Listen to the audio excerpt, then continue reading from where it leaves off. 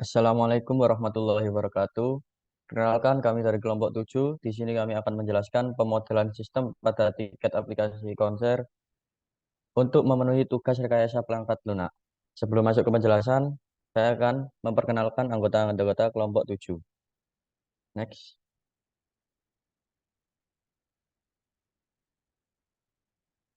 Di sini yang pertama ada saya, Muhammad Ikhwan Firdaus, dengan NIM 22051 2140082. Yang kedua ada Angel Rika Siselia dengan NIM 22051 2140091. Yang ketiga ada Rizka Putri Rahmawati dengan NIM 22051 2141004. Yang keempat ada Lenida Natania Ivana Sitorus dengan NIM 22051 2141112. Dan yang terakhir ada Muhammad Faiz Rahman dengan NIM 22051 214113. Next. Oke, langsung masuk ke penjelasan metodologi. Next. Pertama adalah pengertian pemodelan sistem. Pemodelan sistem adalah suatu proses esensial dalam pengembangan dan manajemen sistem yang kompleks. Proses ini melibatkan penggunaan alat, teknik, atau notasi khusus yang untuk menggambarkan secara visual atau simbolik komponen-komponen dalam sistem, serta hubungan antar mereka. Tujuan dari pemodelan sistem sangat beragam, mulai dari pemahaman mendalam terhadap sistem yang ada, analisis untuk mengidentifikasi perbaikan atau masalah yang mungkin terjadi, perancangan sistem baru atau yang telah diperbarui, hingga dokumentasi yang rinci dan terstruktur. Kedua, yaitu sistem pada pemodelan sistem. Sistem dalam konteks pemodelan sistem adalah entitas atau konsep yang menjadi fokus analisis, penggambaran, atau pemahaman. Sistem ini dapat berupa struktur yang kompleks seperti perusahaan besar, jaringan komputer, atau rantai pasokan. Atau bisa juga berupa sistem yang lebih sederhana seperti sistem pengelolaan database atau sistem kontrol otomatis. Dalam pemodelan sistem, sistem ini digambarkan dengan sekelompok elemen yang berinteraksi satu sama lain dan bekerja bersama untuk mencapai tujuan tertentu. Elemen-elemen ini dapat mencakup orang-orang yang terlibat dalam sistem, proses-proses yang dilakukan, teknologi yang digunakan, data yang diproses, dan perangkat lunak yang digunakan dalam operasi sistem. Dengan memahami dan memodelkan elemen-elemen ini, serta hubungan dan interaksi di antara mereka, pemodelan sistem membantu para pemangku kepentingan untuk merencanakan, menganalisis, dan mengoptimalkan sistem guna mencapai tujuan yang telah ditetapkan. Selanjutnya akan dijelaskan oleh rekan saya.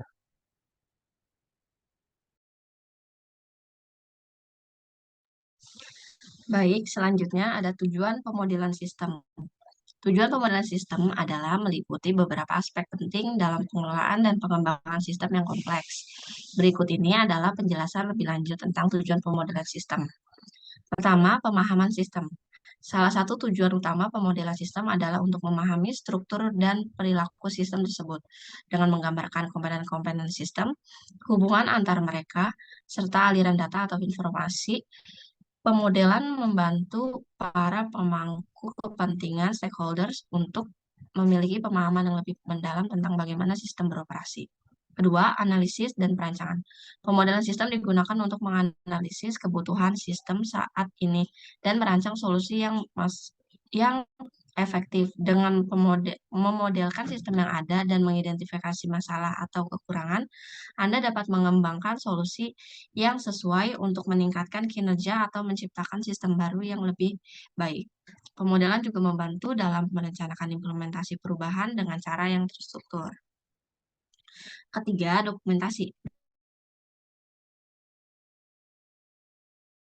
Pandangan yang jelas tentang bagaimana komponen-komponen sistem saling berinteraksi.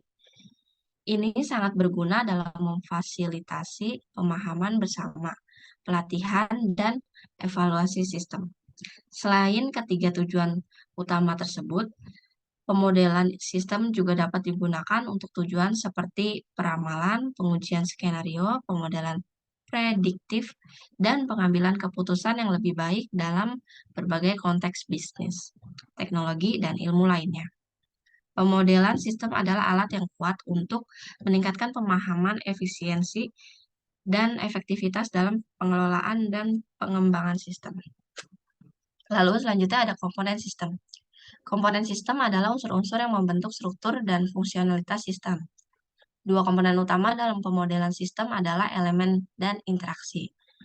Mari kita jelaskan keduanya dengan lebih rinci. Yang pertama, ada elemen sistem. Elemen sistem adalah bagian-bagian terkecil yang membentuk sistem dan memiliki peran atau fungsi tertentu dalam mencapai tujuan sistem. Elemen-elemen ini dapat beragam dan bervariasi sesuai dengan jenis sistem yang sedang diambil contohnya.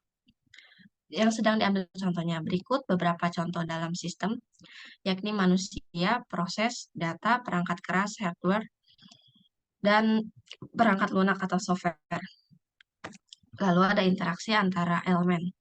Interaksi antara elemen adalah cara elemen-elemen dalam sistem berkomunikasi, berkolaborasi, dan berinteraksi satu sama lain.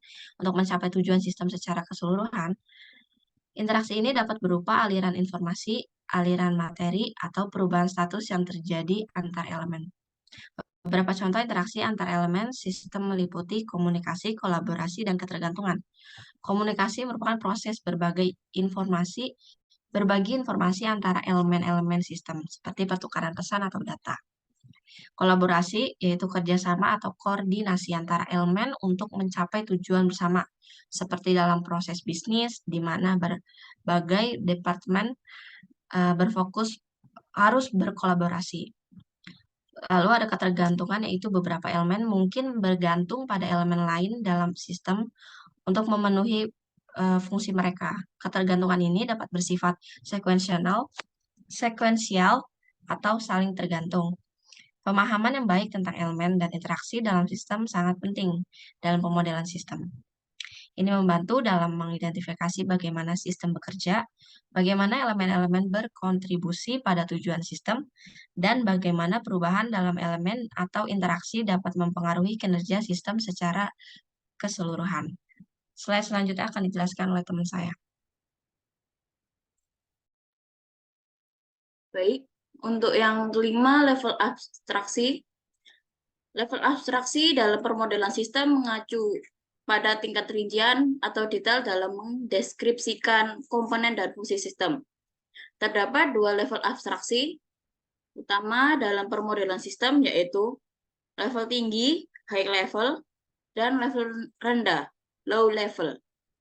Mari kita jelaskan keduanya secara rinci. Yang pertama, level tinggi atau high level. Pertama, fokus.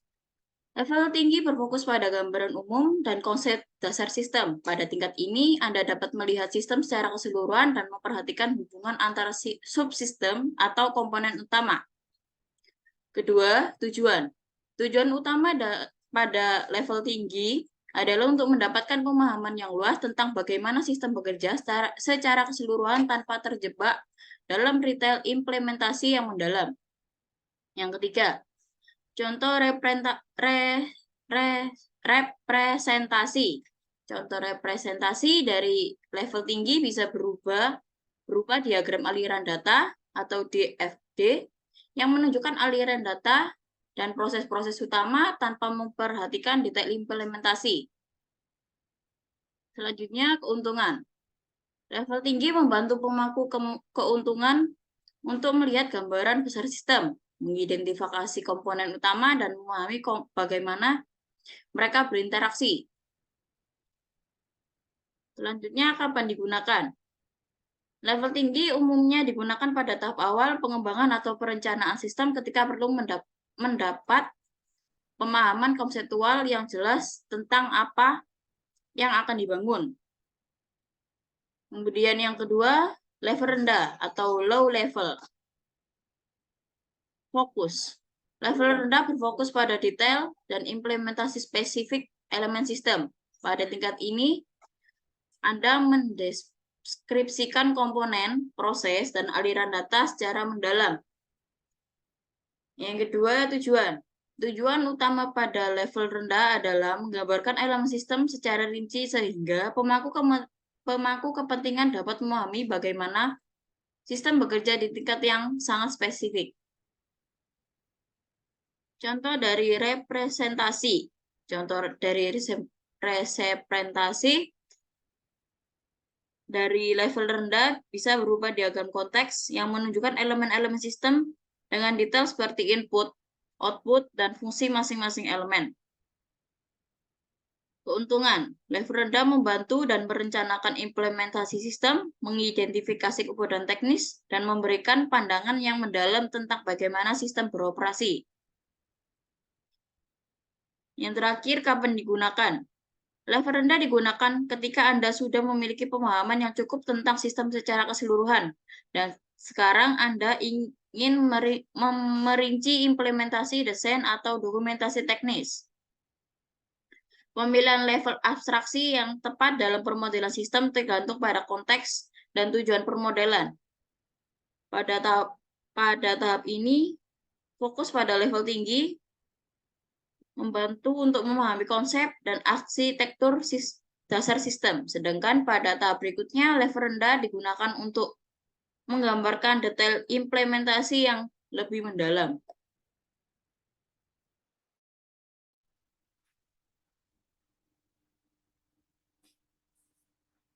Selanjutnya, notasi pemodelan.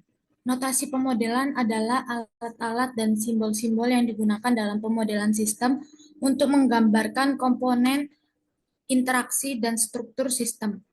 Berikut adalah penjelasan rinci tentang 3 notasi pemodelan umum yang digunakan. Yang pertama, diagram alur data, data flow diagram atau DFD. Diagram alur data adalah notasi pemodelan yang digunakan untuk menggambarkan aliran data di dalam suatu sistem. DFD adalah alat yang kuat untuk memahami bagaimana data diproses dalam sistem dan bagaimana elemen-elemen dalam sistem berinteraksi dengan data. Elemen utama yang pertama proses. Representasi simbolik dari aktivitas atau fungsi dalam sistem yang mengubah atau memproses data. Kedua, aliran data, representasi arus data yang menghubungkan berbagai elemen dalam sistem menunjukkan bagaimana data bergerak dari satu tempat ke tempat lain. Yang ketiga, entitas eksternal, representasi entitas atau agen eksternal yang berinteraksi dengan sistem. Yang keempat, penyimpanan data, representasi tempat penyimpanan data dalam sistem seperti database atau berkas. Yang kedua, diagram konteks. Diagram konteks adalah notasi pemodelan yang digunakan untuk menunjukkan hubungan antara sistem dan entitas eksternal yang berinteraksi dengan sistem. Ini memberikan pandangan tingkat tinggi tentang bagaimana sistem berinteraksi dengan dunia luar. Elemen utamanya yang pertama sistem. Representasi dari sistem yang sedang dimodelkan. Yang kedua, entitas eksternal, representasi dari entitas atau agen eksternal yang berinteraksi dengan sistem. Yang ketiga, arus data, biasanya hanya satu arus data yang menghubungkan sistem dengan entitas eksternal yang menunjukkan aliran data antara keduanya. Yang ketiga, diagram entity relationship atau IR. Diagram entity relationship digunakan untuk mempresentasikan entitas dan hubungan antar entitas dalam basis data. Ini adalah alat yang penting dalam perencanaan basis data dan pemodelan hubungan antar data. Elemen utamanya yang pertama entitas. Objek atau konsep dalam dunia nyata yang memiliki atribut, properti yang akan dipresentasikan dalam basis data. Kedua, atribut, karakteristik atau properti dari entitas yang menyimpan informasi. Yang ketiga, hubungan, keterkaitan antara entitas dalam basis data seperti satu ke banyak atau banyak ke banyak. Lalu kunci primer, atribut yang digunakan untuk mengidentifikasi secara unik setiap entitas dalam basis data. Notasi pemodelan ini membantu para profesional dalam pemahaman, dokumentasi, dan komunikasi tentang sistem dan basis data.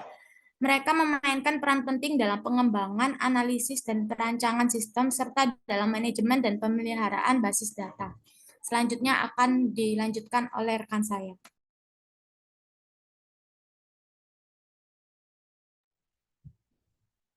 Baik, yang berikutnya yaitu siklus hidup sistem. Siklus hidup sistem adalah pendekatan terstruktur yang digunakan untuk mengelola siklus kehidupan lengkap suatu sistem, dari awal pengembangan hingga pemeliharaan dan evolusi selama masa operasionalnya. Siklus hidup sistem terdiri dari dua fase utama, pengembangan sistem dan evolusi sistem. Berikut adalah penjelasan lebih rinci tentang kedua fase tersebut. Yang pertama yaitu pengembangan sistem. Data analisis fase ini melibatkan pengumpulan data analisis kebutuhan sistem. Tim pengembang harus memahami persyaratan bisnis, tujuan, dan kendala yang ada untuk merumuskan desain awal sistem. Pada perancangan, selama fase ini desain sistem yang akan datang didefinisikan dengan rinci. Ini mencakup arsitektur sistem, struktur basis data, antarmuka pengguna, serta perencanaan pengembangan dan pengujian. Pada implementasi adalah tahap di mana sistem sebenarnya dibangun berdasarkan desain yang telah dibuat. Ini melibatkan pemrograman konfigurasi perangkat keras dan instalasi perangkat pengguna. Pada pengujian, sistem yang telah dibangun diuji untuk memastikan bahwa berfungsi sesuai dengan persyaratan yang telah ditentukan. Pengujian ini mencakup pengujian fungsional, integrasi, performa, dan keamanan. Pada pemeliharaan, setelah sistem diluncurkan, perlu memelihara terus-menerus untuk memastikan bahwa sistem tetap berfungsi sebagaimana mestinya. Ini termasuk perbaikan bug, peningkatan fitur, dan penyesuaian dengan perubahan lingkungan. Yang kedua yaitu evolusi sistem. Pada perubahan dan peningkatan, sistem tidak statis. Mereka akan mengalami perubahan dan peningkatan seiring berjalannya waktu untuk memenuhi kebutuhan yang berkembang. Perubahan ini dapat mencakup penambahan fitur baru, peningkatan kinerja, atau perbaikan keamanan. Pada pemeliharaan berkelanjutan, pemeliharaan sistem terus-menerus diperlukan selama siklus hidup sistem. Hal ini termasuk pemantauan kinerja, perbaikan bug, dan penanganan masalah yang muncul selama operasi.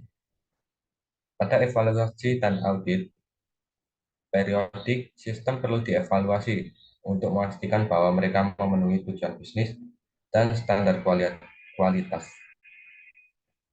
Audit dapat membantu mengidentifikasi potensi penyimpangan atau masalah keamanan. Yang berikutnya yaitu iterasi dan umpan balik. Iterasi dalam pemodelan sistem merujuk pada proses berulang yang melibatkan pembaruan dan perbaikan model sistem berdasarkan pengalaman sebelumnya dan umpan balik dari pemangku kepentingan. Ini adalah pendekatan yang umum digunakan dalam pengembangan sistem yang kompleks. Berikut adalah penjelasan lebih rinci. Yang pertama, iteratif. Proses pemodelan sistem seringkali tidak berakhir setelah satu kali penyusunan model. Sebaliknya, itu adalah proses berkelanjutan yang melibatkan berulang kali membuat, memodifikasi, dan menguji model sistem. Iterasi memiliki beberapa manfaat penting, yaitu perbaikan berkelanjutan, penyesuaian terhadap perubahan, mengurangi risiko, dan peningkatan kualitas. Yang kedua, yaitu umpan balik. Umpan balik adalah informasi yang diperoleh dari pemangku kepentingan atau pengguna model sistem. Umpan balik ini sangat berharga dalam mengidentifikasi masalah, mengklarifikasi persyaratan, dan membuat perbaikan pada model. Jenis umpan balik yang mungkin termasuk masukan, komentar, atau evaluasi pemangku kepentingan terhadap sistem.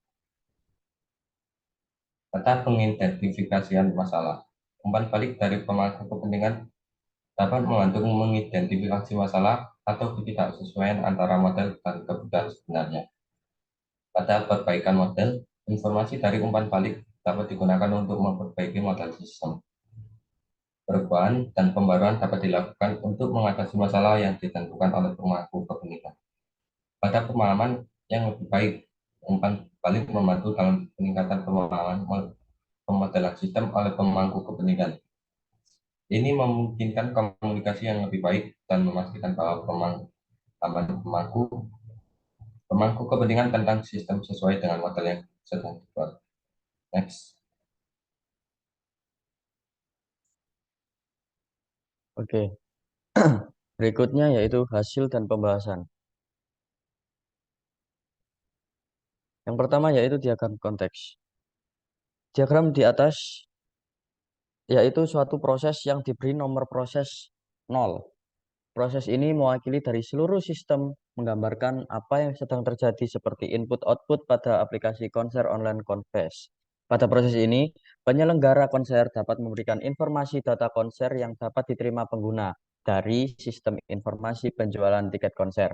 Kemudian, pengguna dapat memberikan data pengguna dan pemesanan atau booking, dan data pembelian yang kemudian akan sampai ke penyelenggara konser berbentuk informasi pengguna, laporan pemesanan tiket konser, dan laporan pembelian, dan pengguna mendapatkan bukti pemesanan atau pembelian tiket.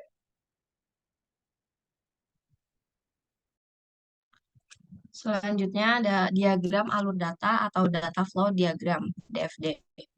DFD level 1, proses 1. Di sini terdapat entitas pengguna. Pengguna akan masuk pada halaman sign in, lalu pengguna melakukan sign in ketika belum memiliki akun. Ketiga, registrasi akun dapat dilakukan dengan menghubungkan langsung dengan akun Google pengguna atau akun sosial media seperti Facebook. Lalu, ketika registrasi gagal, proses akan kembali lagi ke halaman sign in untuk mengulangi proses tersebut sampai berhasil. Ketika registrasi berhasil, maka data akun pengguna akan disimpan ke dalam database sistem.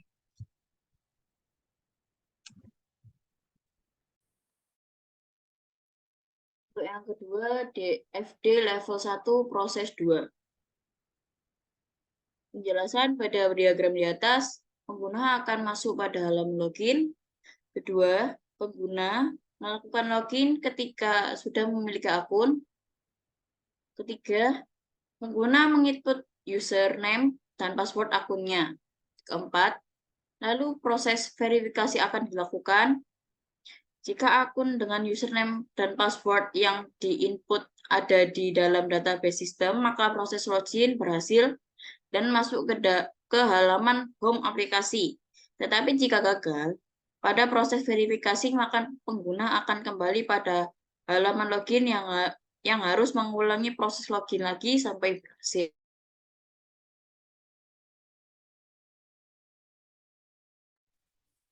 Selanjutnya, DFD level 1, proses 3. Terdapat entitas pengguna. Pengguna akan masuk pada halaman login. Pengguna melakukan login ketika sudah memiliki akun. Pengguna menginput username dan password akunnya.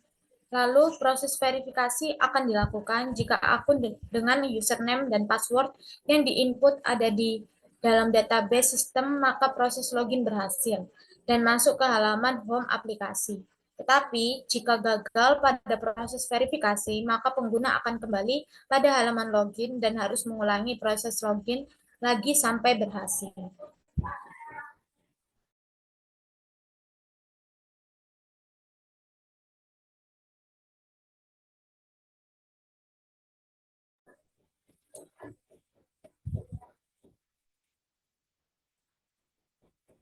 Selanjutnya akan dijelaskan oleh rekan saya.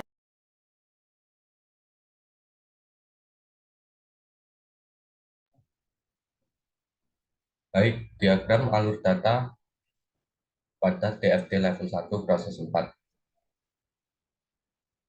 Setiap penyelenggara konser musik melakukan upload tentang konser yang akan ke aplikasi ini. Setelah upload data konser selesai, maka data tersebut disimpan dalam database sistem. Next.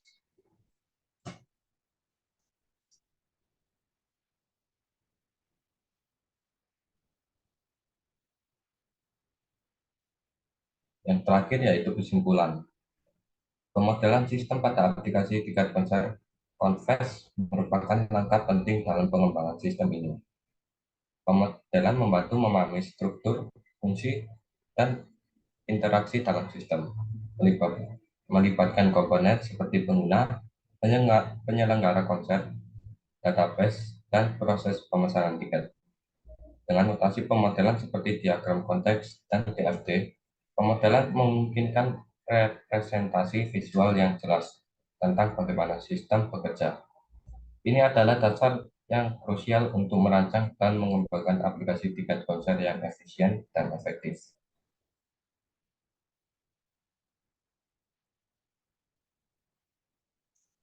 Baik, sekian presentasi dari kelompok kami. Kurang lebihnya mohon maaf. Wassalamualaikum warahmatullahi wabarakatuh.